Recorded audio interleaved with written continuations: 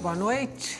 O Recife tem hoje algo em torno de 10 espetáculos teatrais em cartaz, outros em processo de montagem e mais alguns em fase de planejamento. Ou seja, dificuldades à parte, com ou sem autonomia financeira, o teatro se põe à prova em busca, imagino eu, de interlocução com a sociedade. A pergunta aqui é a seguinte: sobre o que fala o teatro contemporâneo no Recife e para quem? Participam do nosso programa o ator Márcio Fescher, o professor de teatro Igor de Almeida Silva e também o diretor de teatro José Francisco Filho. Boa noite. Boa noite. Grata pela presença de vocês hoje aqui no Opinião Pernambuco. Vejam só, a gente tem aqui a trilogia Vermelha, que já vai em 2 espetáculos. Isso. Glauber Rocha, vocês falando sobre Glauber Rocha, o cineasta, sobre o educador Paulo Freire e o espetáculo seguinte sobre o religioso Dom Helder Câmara. Igor com Puro Lixo, o espetáculo mais vibrante da cidade, que dialoga com o grupo de teatro vivencial, que foi uma experiência dos anos 70, início dos 80 no Recife. E você, Zé Francisco, que vai remontar Suplício de Frei Caneca, que remonta aí à Revolução Pernambucana de 1817. A primeira pergunta: temos aqui um teatro de memória ou não? Posso? Temos um teatro de memória. Quando se fala da trilogia Vermelha, e uma obra criada por Júnior Aguiar, e levantamos, trazendo para a atualidade Glauber Rocha, o cineasta, um educador que é o mais premiado na história do Brasil, Paulo Freire, pernambucano, e o religioso Dom Helder Câmara. Acredito que estamos falando da memória que o Brasil tem, né? Daquilo dos nossos heróis, das pessoas que constroem uma sociedade melhor. Então, eu acredito que, para além da trilogia, os espetáculos que estão na cidade falam de memória, o vivencial, que é a coisa mais afetiva e tão viva na nossa cidade, né? Eu acredito que falamos de memória, sim. Eu acredito que estamos resgatando, inclusive, as nossas verdades, né? No caso de Puro Lixo, fazendo referência aí ao vivencial, eu vou pedir para você falar um pouquinho sobre o vivencial, para as pessoas que não conhecem terem uma ideia, e pedir para você dizer com que propósitos e com que recursos vocês falam do vivencial. Então, bom, situando um pouco assim, sobre o grupo de teatro vivencial, é um grupo de teatro que existiu, que nasceu em Olinda e atuou entre o Recife e Olinda nos anos 70 e até o início dos anos 80, mais ou menos 1982, e é um grupo bastante significativo na cena pernambucana e que dialoga com uma tendência do teatro brasileiro naquele contexto dos anos 70, que pegava um rescaldo do tropicalismo, né, que muitos chamam do pós-tropicalismo, né, e da contracultura, e que trazia à cena, digamos, um espírito de uma época em si que trabalhava, digamos, talvez com pessoas que não tinham uma formação oficial em teatro, uma formação formal no teatro, como o próprio nome do grupo dizia, Vivencial, que tem esse nome por conta do primeiro trabalho do grupo, que se chama Vivencial 1, colocava em cena, entre muitas outras questões, sobretudo as vivências desses componentes, desses integrantes do grupo de teatro vivencial, que inicia-se como um trabalho de ação cultural dentro da Arquidiocese de Recife e Olinda, né, que era a ARMA, né, a Associação dos Rapazes e Moças do Amparo, conduzido, dirigido pelo Guilherme Coelho, e a partir desse trabalho, digamos, social, cultural, é que nasce esse grupo teatral. E quando eles se instalam em Olinda, no complexo de Salgadinho, com sua casa de espetáculos, o Vivencial Diversiones, é que eles passam a integrar no seu elenco outros grupos, outras pessoas, né, no caso,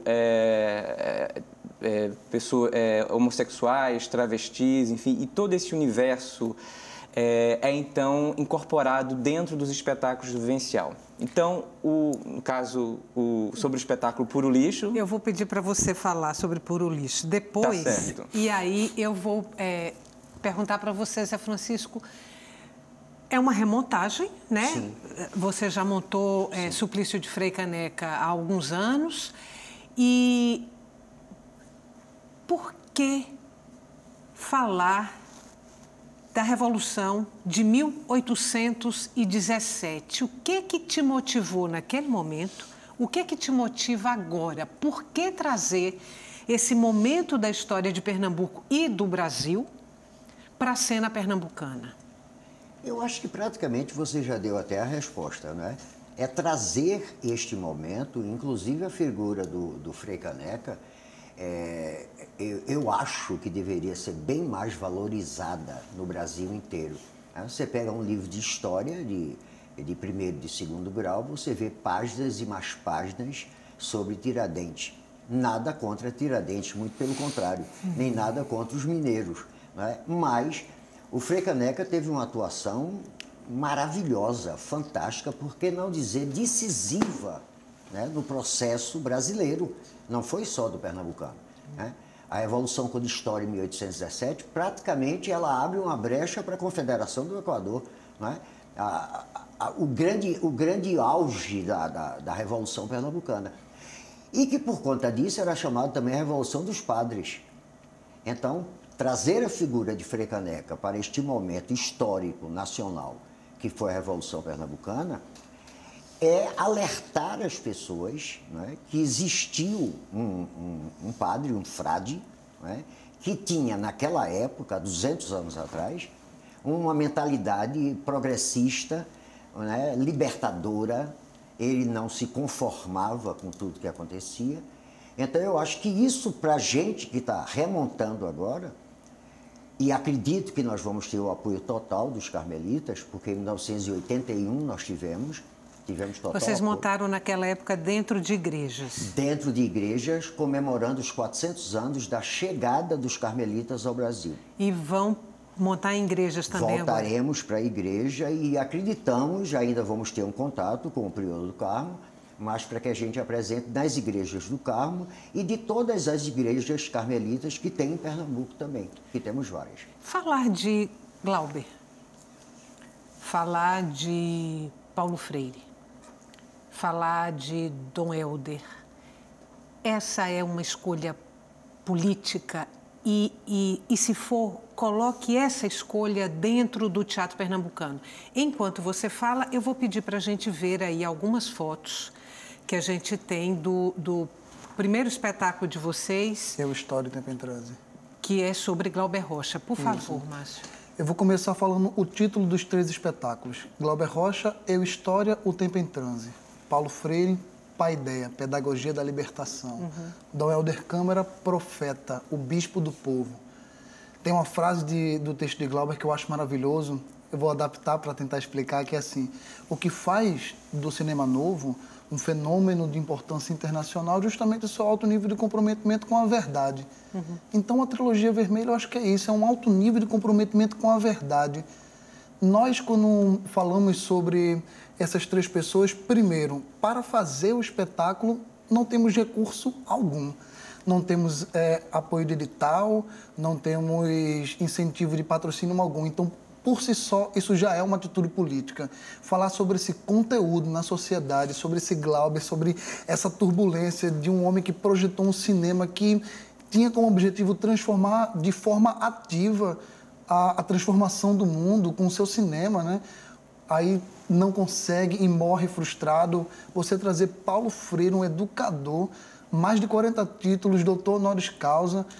E aí não posso falar tanto sobre Dom Helder, que a pesquisa está começando agora, que é um processo de criação contínuo. Realmente é um processo muito político e ativo dentro da cidade, porque na cidade os espetáculos são independentes. As pessoas realmente ou tiram dinheiro do bolso ou então fazem sem dinheiro algum. Então, a Trilogia Vermelha vem ao encontro desse movimento. Não é um movimento único, né? Não é só esse movimento aí na cidade da Trilogia. Tem o pessoal do Poste, com Samuel, enfim, várias pessoas que fazem espetáculos querendo contribuir de forma ativa e de forma a ter o seu trabalho, né? Todo artista quer ter isso, ter o seu trabalho. Então, acredito que é isso, esse envolvimento com a verdade, de falar, olha, esse problema que eles levantaram quando o golpe aconteceu em 64... está aí, inclusive, antes de qualquer coisa, primeiramente, fora Temer, peço licença. Então, é isso, é você saber se posicionar, saber ser um artista, um cidadão que está conectado com o teu teatro, com a tua sociedade, perdão, porque se não for isso, não tem para que ser artista, se não for para contribuir, para transformar a sociedade melhor. Pelo menos esse é o intuito da Trilogia Vermelha e esse é o intuito de qualquer espetáculo que eu, particularmente, como artista, tento produzir e criar. Eu acho que é isso, é o compromisso com a verdade. Porque o conteúdo de Glauber, ele fala por si só, né? Inclusive, quando as pessoas gostam muito do espetáculo, a gente fala, gente, não fomos nós, né? Foi Glauber. E aí, agora, eu não estou vivenciando com 100% de presença, porque eu não estou no palco, em Paulo Freire, mas Júnior fala, Márcio, mas não sou eu, é Paulo. E Daniel fala isso para mim também. Então, nós temos essa consciência que somos apenas um meio de transporte. Então, somos esses atores que estamos transportando esse conteúdo. Então, isso para mim é uma forma muito política. Isso para mim é uma forma muito ativa de se fazer teatro político na cidade. Puro Lixo, que trabalha aí com essa memória do vivencial, ele tem uma pegada política, ele tem uma pegada estética.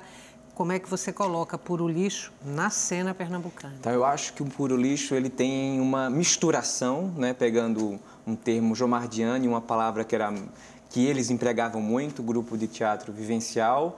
Então, eu acho que o Puro Lixo, ele resgata e trabalha dentro, digamos, de um olhar contemporâneo, digamos, um viés, digamos, da cena pernambucana, do teatro brasileiro, que tensionava justamente isso, o político e o estético, né? Os conteúdos, digamos, mais engajados em relação aos problemas da sociedade brasileira, com o homem, né? Com o ser humano, com o indivíduo. Então, dentro dessa atmosfera do tropicalismo, da contracultura, então não era apenas a censura, a ditadura, mas era também a questão do comportamento, né? Das mudanças de costume, dos hábitos, o corpo que era colocado em primeiro plano. Então, tudo isso estava presente no trabalho do vivencial e a gente trabalha isso, né, retoma isso dentro dessa perspectiva nossa, né, do nosso tempo presente no espetáculo Puro Lixo. E eu acho que o estético e o político, eles caminham justamente dentro desse contato, né, dessa fricção, né, como um termo também bastante jomardiano, que foi um dos principais mentores dessa geração do Grupo Teatro Vivencial. Você foi um diretor muito ativo na cena pernambucana, ali nessa década de 70, de 80, ainda regime militar, isso. Enfim.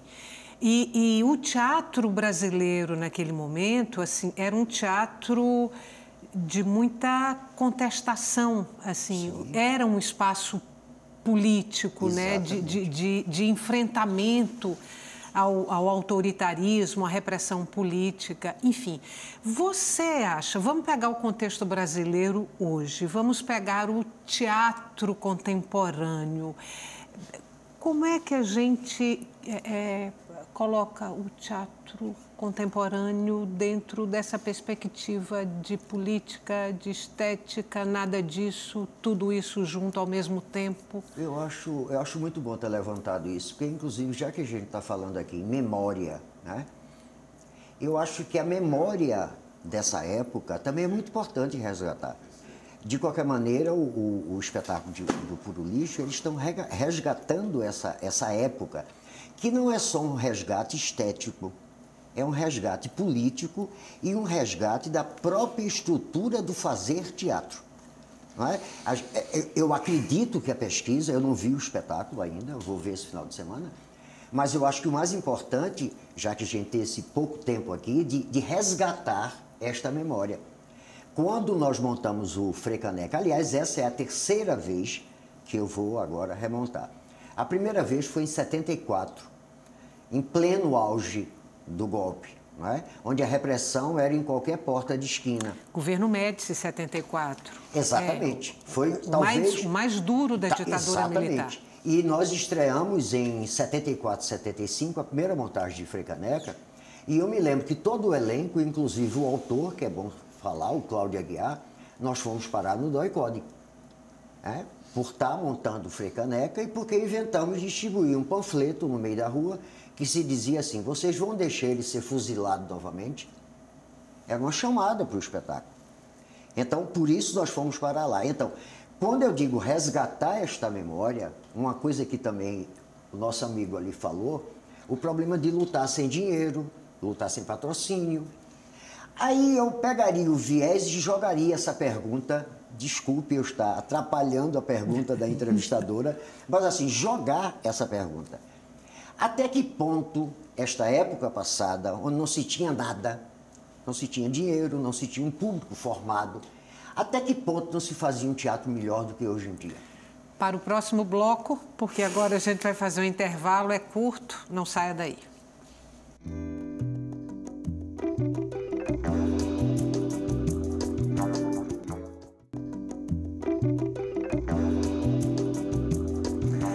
O teatro pernambucano e sua interlocução com a sociedade é o tema de hoje do nosso programa. Participam o ator Márcio Fescher, o professor de teatro Igor de Almeida Silva e também o diretor de teatro José Francisco Filho. Terminamos o bloco anterior com uma pergunta de Zé Francisco, que era: será que o teatro ali da década de 70 e 80, sem os editais de financiamento, de fomento, os patrocínios, não era um teatro melhor do que o que se faz hoje? Não, não foi bem melhor. Se era, né? Uma pergunta, né, no caso, porque há controvérsias. Se era melhor do que o de hoje. Exatamente, há controvérsias, né? Podem começar a brigar. Olha, eu vou tentar colocar aquilo que eu penso. Veja só, quando se fala da década de 70, me corrija se eu estiver errado, não existiam de forma ativa as políticas de fomento à cultura. Não. Então, não se tem esse vício... Locais não. Locais não. Você tinha... Tinha mas o muito SNT, tinha o Serviço Nacional de Teatro, que tinha um patrocínio, né, que inclusive... Mas patrocinava, Igor, aqui para nós, eu posso falar, porque eu faço parte dessa história, aos padrinhos, aos afiliados. Sei. Não era uma questão de edital como rola hoje em dia no Funcultura, não. Tá. Você era apadrinhado, você era querido, então você chegava lá e conseguia uma verba. Mas tinha as brechas também, né? Que o Vivencial conseguiu. Lógico. Pelo menos para montar só Brasil Campos, Viúva Porém Honesta, eles conseguiram uma então, grana. Olha só, nós temos uma coisa que nós, naquela época, não tinha esse vício que o Funcultura colocou, né?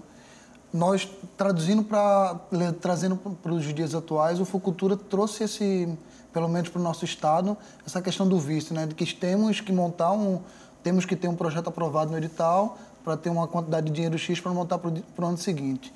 O lance é que eu acredito que essa gama de espetáculos independentes que estão acontecendo, primeiro, eles não fazem parte desse círculo vicioso, e segundo, eles, para conseguir que o público vá assistir suas obras, e eu vou dizer isso bem olhando em alguma câmera, é que realmente pode ser para essa, realmente, para conseguir... Que é aquela ali que está com você. Aquela ali, pronto, para essa câmera daqui, para que nós, artistas, a gente consiga que você saia de sua casa e vá para o teatro, primeiro, nós temos que ter qualidade de conteúdo, segundo, verdade em cena, e o terceiro, realmente, é pensar no encontro, porque quando a televisão começou a existir, o teatro teve o espaço de ser teatro, né? Então, eu acredito que os espetáculos naquela época tinham, talvez, mais verdade social, mais necessidade social. Então, eu acredito que essa necessidade social com os nossos espetáculos, ela tem começado a surgir, digamos, de 2008, 2009 para cá, digamos assim, que quando as pessoas pararam para pensar, opa, realmente o meu projeto vai demorar para passar em algum edital, eu vou ficar sem grana para poder fazer, eu não posso ficar desempregado, o que eu vou fazer? Eu vou dar um jeito nisso, então eu vou montar um trabalho com o que eu posso. E aí, com o trabalho com que eu posso, é o mínimo de recurso. E aí eu tenho que trazer Denise Stoklos, que é um mínimo de recurso para o máximo de teatralidade. E isso você não abrindo mão do conteúdo, e aí eu tenho que aplaudir Júnior Aguiar, como é o caso da trilogia. Eu acredito que o público vai naturalmente porque quer consumir aquela verdade, aquele ponto de vista, aquela estética, aquele encontro, né? Deixa eu colocar uma coisa aqui para vocês irem maturando e concordando ou discordando, enfim. Mas dentro disso que você coloca, Zé Francisco, me parece o seguinte: naquele momento ali, até o início dos anos 70, se tinha um teatro que era um teatro mais de guerrilha. Ele era um teatro mais barato, porque ele era menos sofisticado. Inclusive, era feito talvez até com pessoas profissionalmente não tão formadas, digamos assim. Você não tinha grandes recursos de iluminação, enfim, tinha uma série de coisas que você abria mão que o teatro ficava mais barato. Era um teatro de guerrilha.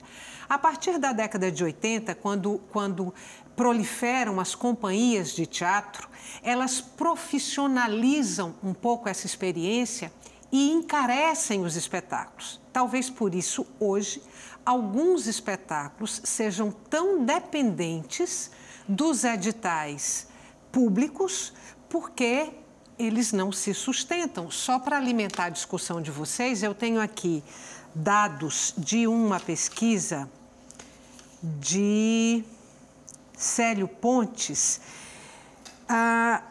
O custo médio de um espetáculo, na época que ele fez a pesquisa, quer dizer, na cena contemporânea, esse espetáculo tem um custo médio de R$ 3.500 por apresentação. Sim. R$ 3.500. Vamos pegar o caso de Puro Lixo. Preço dos ingressos. 20 inteira, 10 estudante. 90 lugares. Isso. Vamos imaginar que 90 pessoas vão lotar o teatro pagando o ingresso inteiro, R$ 20. Vai dar algo em torno de 1.800. Não, a bilheteria não paga um espetáculo. Isso é fato, né? E isso acaba tornando, talvez, as artes, o teatro, particularmente mais dependente do Estado. Mas, assim, fazendo esse contraponto entre o passado e o presente, né? Assim, que eu acho que a gente vive também, digamos, numa perspectiva revisionista, talvez até por essa passagem, né, de um século, de um milênio para o outro, mas eu acho também que tem uma perspectiva, digamos, para encontrar respostas a questões contemporâneas, assim. Eu acho que, como eu estava conversando, muitas das questões dos anos 70... Enquanto você fala, não vou te interromper, não, é só um parêntese. Posso ir soltando fotos de Puro Lixo? Pode, sim. Continue falando, por favor. Eu acho que esse olhar ao passado é uma busca de tentar respostas para o presente, porque as questões, as respostas que eram dadas são semelhantes, né, que eram deflagradas. O espírito dessas duas épocas, acredito que sejam semelhantes. Agora, entre a lebre lançada pelo Zé Francisco, né, sobre os teatros, né, presente, atual, e o de antigamente, né, digamos, da presença do Estado ou não, se isso mudava alguma coisa na cena.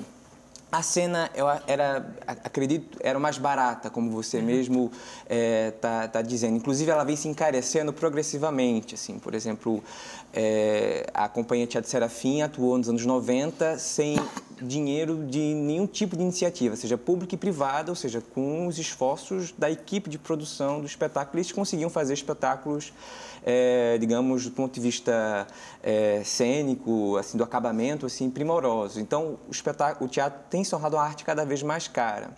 Agora, talvez essa questão que o Zé levanta, se eram mais interessantes ou não, eu acho que uma coisa particular dos anos 70 é que o teatro era também uma alternativa de vida, assim. Existia, de fato, fazer teatro era um meio de estar na sociedade, estar no mundo, né? Então, existia uma fé, um desejo de vida em coletivo, de trabalho coletivo, né? O colaborativo. De que dividir essa vida, de dividir.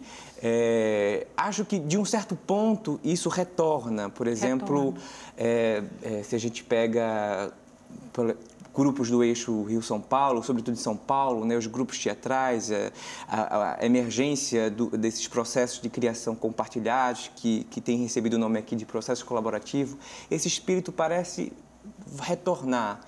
Mas eu não sei se essa fé no teatro, assim, o teatro nos anos 70 parecia ser uma onda da juventude, assim, abraçada pela juventude, junto com o cinema, com a música, né? Não sei se hoje em dia, se esse apelo, né, se essa penetração, né, na juventude de hoje em dia, se ele tem esse mesmo tipo de atração. Mas eu acredito que tinha esse dado de, digamos, que era uma expressão de uma juventude que estava tentando compreender o mundo e se colocar no mundo naquele momento. E aí eu vou... Oi, quer falar? Eu queria só falar uma coisa que a questão de que a bilheteria não se paga, eu acredito que esse lugar da bilheteria que lota como um filme de grande sucesso, eu acho que o teatro há muito tempo realmente, isso é uma discussão já até ultrapassada, né? Não ocupa mais esse lugar. Mas tem uma coisa que um professor meu me falou na minha época de formação, que ele falou: olha, Márcio, barrigudão assim, Célio, de cenografia, ele falou: olha, se você não mambemba, a arte do mambembar, né, você vai passar fome, né? E eu acredito que é um pouco isso, né? Porque estamos vivendo uma época que se o teatro não for até o público não vai até o teatro, né? O espetáculo, nós não temos mais um público assíduo, só os intelectuais, né, os estudantes, que fazem a primeira sessão e a última. A temporada não acontece, né? Você tem que ir para a cidade. Eu sei, né? Vou até concordar com você. Eu queria talvez arrematar isso tudo que a gente está falando. E para arrematar, eu teria que falar exatamente nos patrocínios do governo. Vamos falar especificamente do Fundo Cultura, não é? Eu consegui trabalhar, e acho que Estela também, não sei vocês, nós trabalhamos antes, durante e acredito que vamos trabalhar depois do Fundo Cultura. Não é? Então, o que eu acho do Fundo Cultura e dessa coisa que você falou, tem que ir, a pessoa tem que mambembar. Começa a coisa exatamente daí. O Fundo Cultura estabelece uma verba, um patrocínio tal, que esse próprio patrocínio já não vai patrocinar o espetáculo. Então, o que é que acontece? Geralmente se arruma um outro patrocínio, uma outra pessoa que consiga fazer tal e tal coisa. Então, o Fundo Cultura praticamente estabelece entre 10 e 12 espetáculos. Então, uma coisa terrível que eu acho que a gente precisa se alertar aqui em Recife, eu não sei no resto do Brasil, mas é que os grupos estão fadados a estrearem um espetáculo para dar mais 12 espetáculos. Aí eu perguntaria por quê?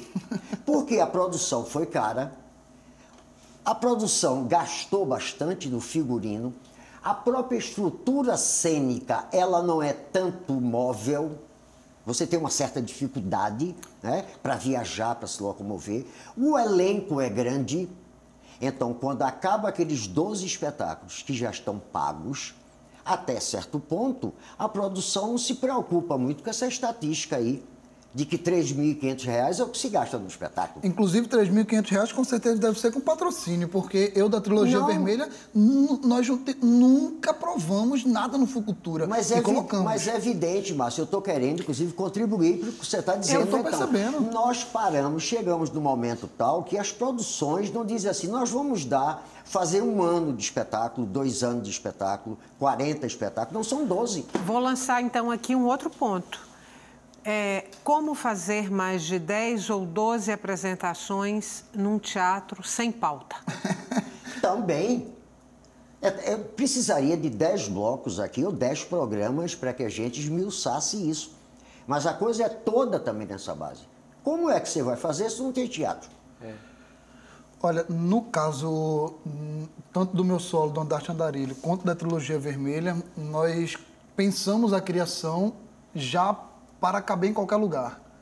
Então, a trilogia, nós temos... Qualquer lugar, espaços alternativos espaços também. alternativos, rua... Porque, de verdade, assim, hoje você olha para a cidade, onde se tem mais rotatividade de espetáculos, tirando o Teatro Arraial, que é a mãe do Teatro Pernambucano, é a mãe, né? É a mãe, é quem tenta englobar todo mundo. O Centro Paulo Hermílio, que funciona muito mal, porque não tem recurso e a quantidade de projetos ali é muito grande. Mas são teatros independentes, espaços alternativos como o Posto Solução Luminosas, a Companhia Cênicas de Repertório. São eles que sustentam as nossas criações. Inclusive porque é esse tipo de empreitada que consegue ter um diálogo legal com a gente. Porque quando eu digo que o Arraial é a mãe, é porque ele consegue fazer por porcentagem. O que é fazer por porcentagem? Você, se der mal para todo mundo, né? Der bom para todo mundo. Os Cênicas, a pauta é muito lá embaixo, você consegue dialogar. Então, a estrutura das casas de espetáculos de Pernambuco, elas dificultam o diálogo. Se não fosse o Teatro Arraial, que inclusive tem um projeto muito legal, que é o projeto da convocatória, nossa, é impossível você levar, é impossível. Márcio, eu concordo com você. Inclusive, eu acho o seguinte, tem um ditado que diz, né? Quando se fecha uma janela, abre-se uma porta ou duas portas. Eu acho que, de repente, está começando a surgir no cenário pernambucano essa coisa do espaço alternativo que não existia. Isso é lindo. Então, é um lance bom, é uma coisa positiva, porque o teatro sai daquele espaço italiano, daquela coisa fechada. Agora, é outra pergunta que eu faria. Um pouquinho de provocação, um pouquinho de João Manuel de Brito aqui. Não será que esse espaço alternativo já, como proposta inicial, ele limitaria um pouco a criação? Mas é claro. Então, isso é bom ou ruim? E também não pode desonerar o Estado, assim, de fornecer, de equipar a cidade de equipamentos culturais. Públicos, sim, né? Então, assim... Em condições de funcionamento. Em funcionamento, aberto não funciona. Com iluminação, então, enfim, com instalação ar-condicionado. Eu acho que o que existe, ele não dá conta, de fato, mas isso também não tira a responsabilidade do Estado dele cumprir as suas funções, né, para a cidade do Recife. Nenhuma, Igor, concordo com você, nenhuma. Mas acho muito legal que se experimente outros espaços que, enfim, faz parte da arte, essa pesquisa, essa conquista de novos espaços, inclusive a cidade inteira é um espaço a ser ocupado, né?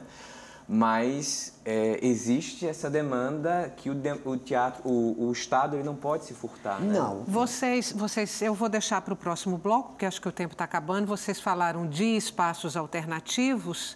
E aí, no próximo bloco, eu vou querer que vocês falem um pouco sobre a possibilidade de serem espaços alternativos públicos, que é, se eu não estiver enganada, uma experiência que andou aí proliferando no teatro brasileiro. Quer dizer, não é só um espaço alternativo fechado, um teatrinho pequeno que alguém constrói ou alguém que empresta a sua casa para aquilo abrigar um espetáculo de teatro, mas a ocupação dos espaços públicos pelo teatro. Perfeito. A gente volta daqui a pouquinho.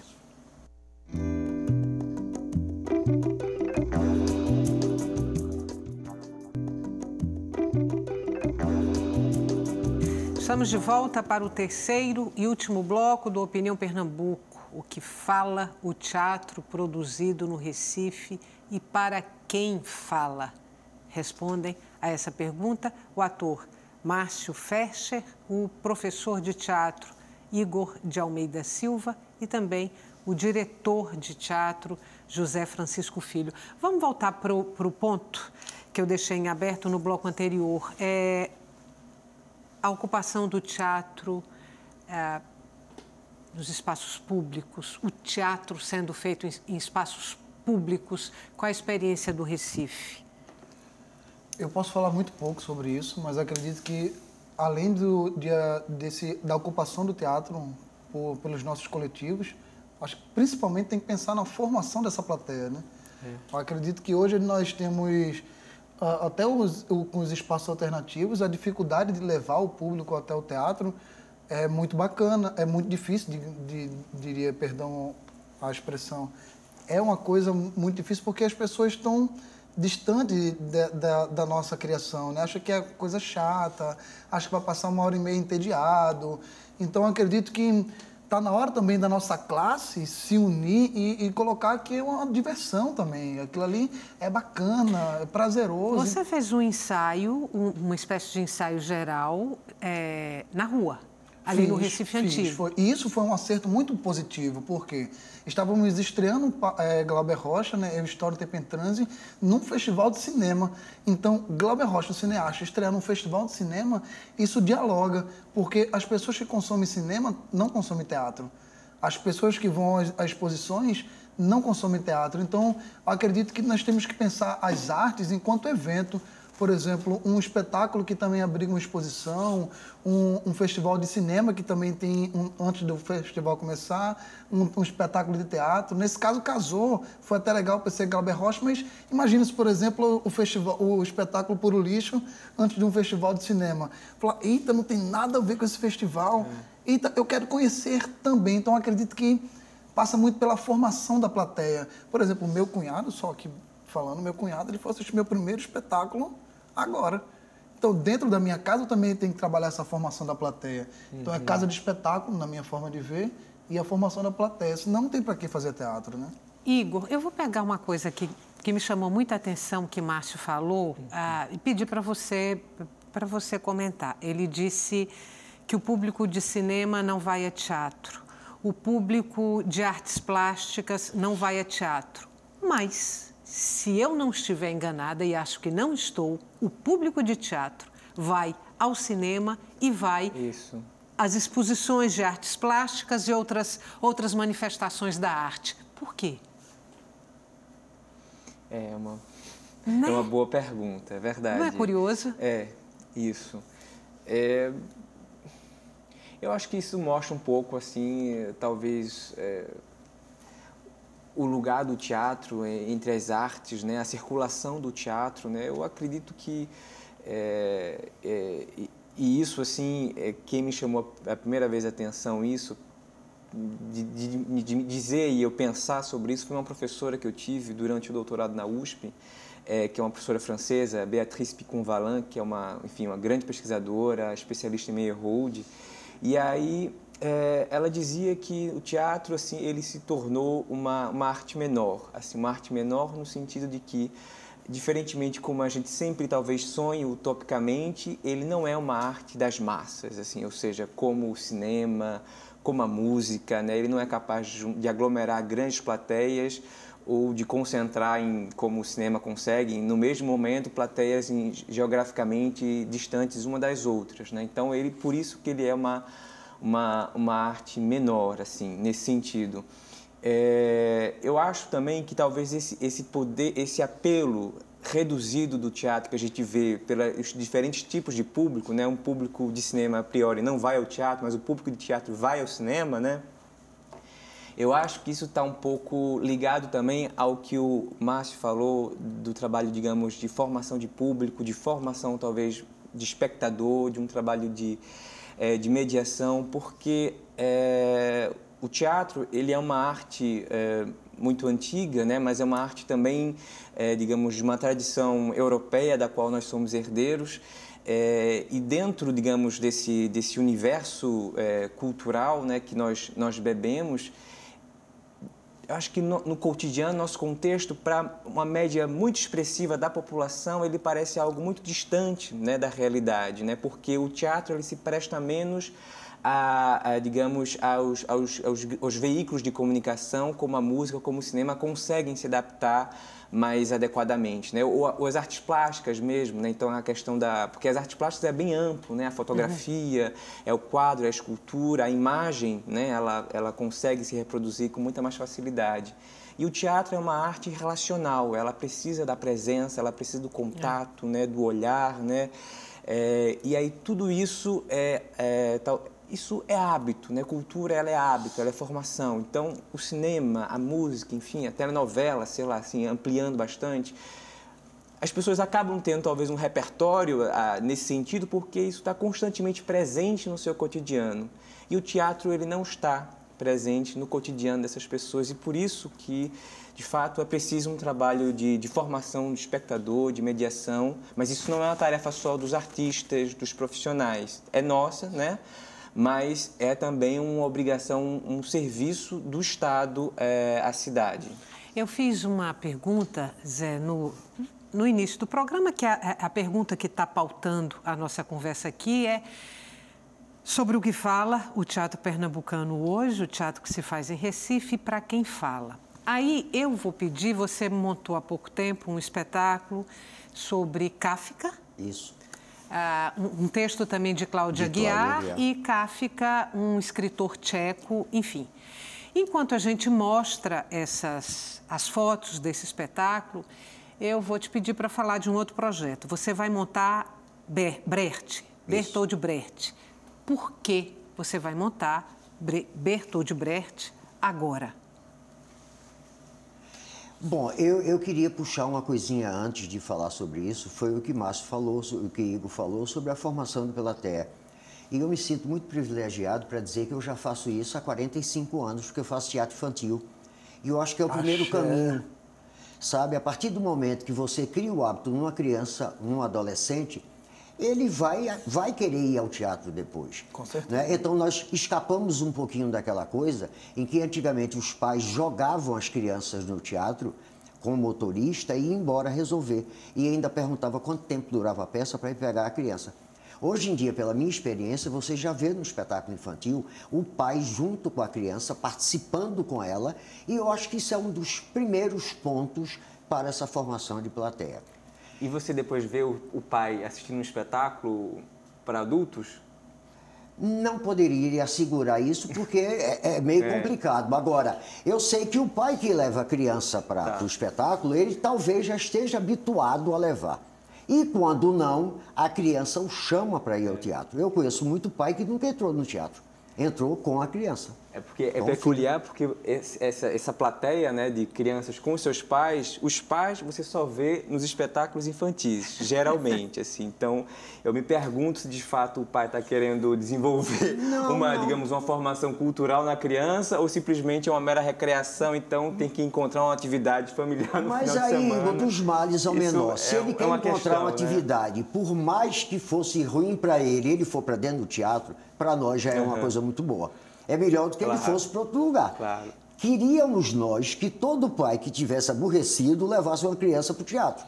Também tem uma coisa, não é? Porque nós estaríamos formando uma plateia, não é?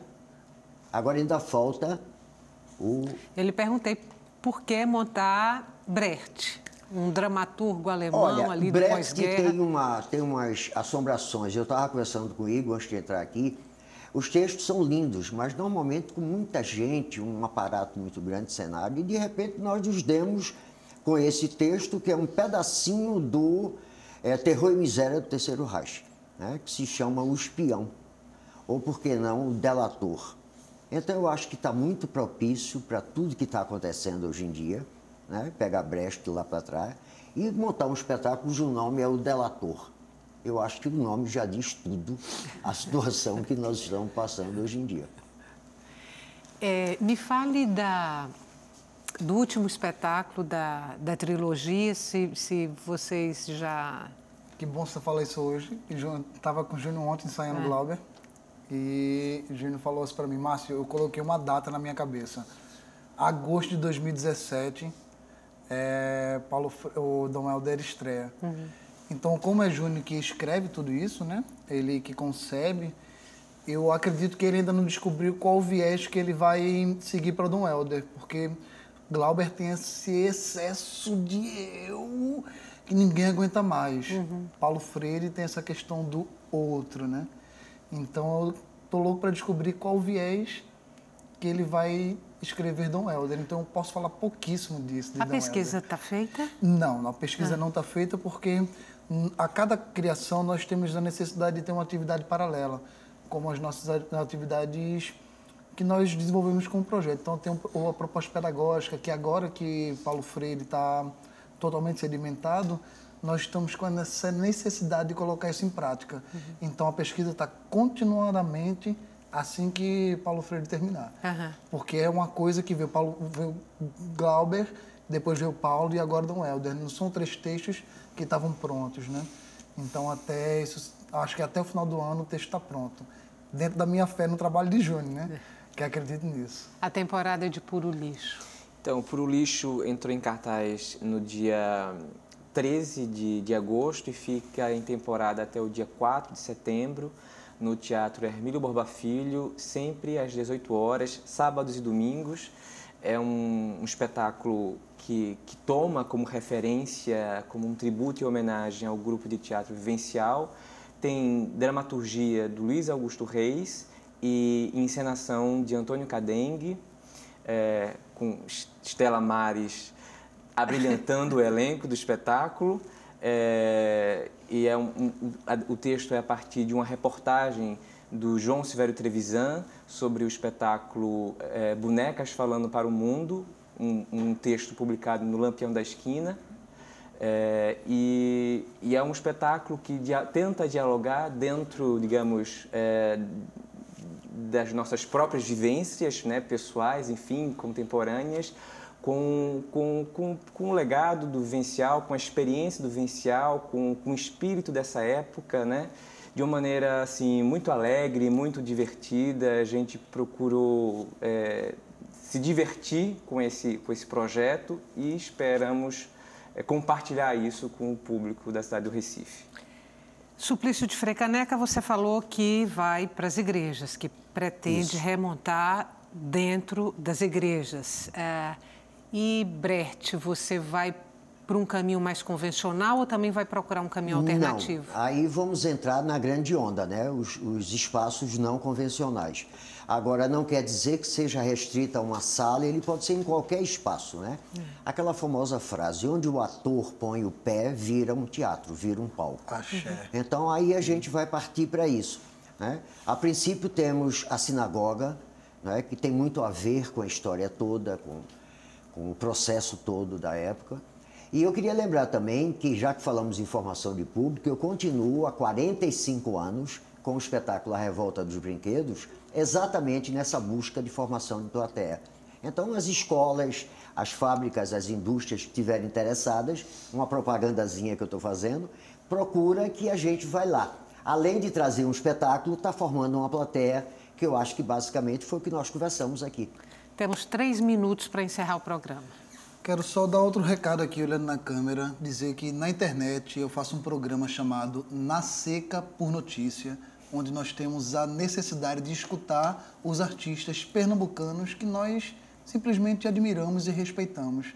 Então é um programa de guerrilha, onde nós também não temos apoio financeiro nenhum, mas queremos valorizar e reconhecer e aplaudir aqueles que contribuem com a formação das nossas artes aqui em Pernambuco. Na Seca por Notícia. Nos últimos instantes, quem foi o público, o perfil do público da Trilogia Vermelha até aqui? E você, que público você acha que é o público que vai chegar lá, que vai abraçar Puro Lixo? Estudantes, professores e realmente amantes de teatro. A gente fez a peça para todo mundo. Eu acho que é uma peça para gente comum, gente que gosta de teatro, gente que conhece teatro, que conhece a história do Vivencial, ou simplesmente gente que nunca foi ao teatro na vida e que vai nos dar o prazer de apresentar o teatro e recebê-los pela primeira vez no teatro. Eu acho que é uma peça para todo mundo, Puro Lixo. A Revolta dos Brinquedos está em cartaz? A Revolta está pronta, não está em cartaz em nenhum espaço convencional, mas nós estamos fazendo em escola, em centros comunitários, abrindo essa plateia o máximo possível. Tem espetáculos para crianças nesse momento em cartaz no Recife? Tem. Inclusive está entrando o de André Filho, esse final de semana agora, no Teatro Barreto Júnior. Que é água... Não sei o nome. Para água e sabão. Vento de sabão.